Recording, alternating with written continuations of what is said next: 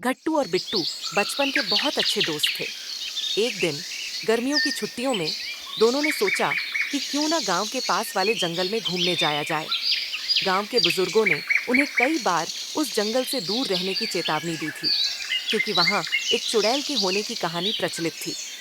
पर गट्टू और बिट्टू को इन कहानियों पर यकीन नहीं था और वे दोनों साहसिक मन से जंगल की ओर चल पड़े। दोपहर का समय था और सूरज धीरे धीरे डूबने को था। जंगल में घुसते ही उन्हें एक अजीब सी खामोशी ने घेर लिया। पक्षियों की चहचहाहट बंद हो चुकी थी और हवाओं में एक ठंडक थी जो उनकी रीढ़ की हड्डी तक को कंपा रही थी। फिर भी दोनों दोस्त आगे बढ़ते गए।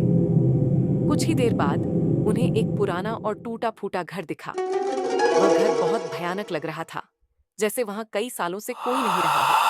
गट्टू ने कहा, चलो उस घर के पास चलते हैं, शायद कुछ मजेदार मिल जाए।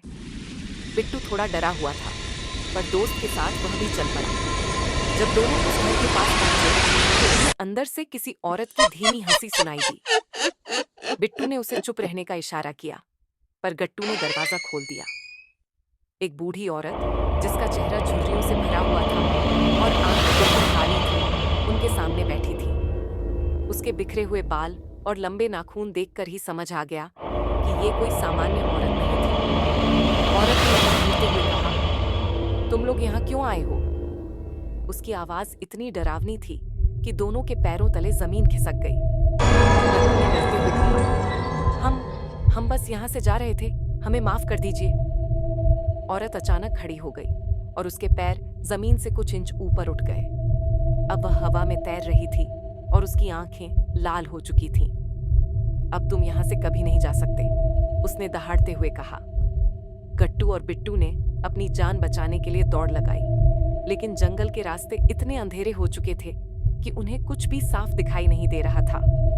औरत की भयानक हंसी उनके पीछे पीछे गूंज रही थी, जैसे वह उनका पीछा कर रही हो। पर वह चुड़ैल उनके और करीब आती जा रही थी। तभी बिट्टू की नजर एक पुराने मंदिर पर पड़ी जो जंगल के किनारे पर था।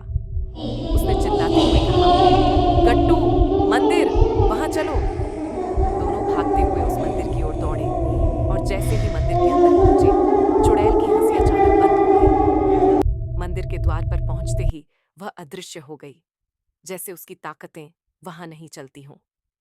दोनों दोस्त हांफते हुए मंदिर के अंदर बैठ गए। उनकी जान बच गई थी, पर उस रात की घटना ने उनकी जिंदगी बदल दी। अब उन्हें यकीन हो चुका था कि चुड़ैल की कहानियां सिर्फ कहानियां नहीं थीं। गट्टू और बिट्टू ने गांव लौटकर सबको उस घटना के बारे में बताया और अब कोई भी उस जंगल के पास जाने की हिम्मत नहीं करता था।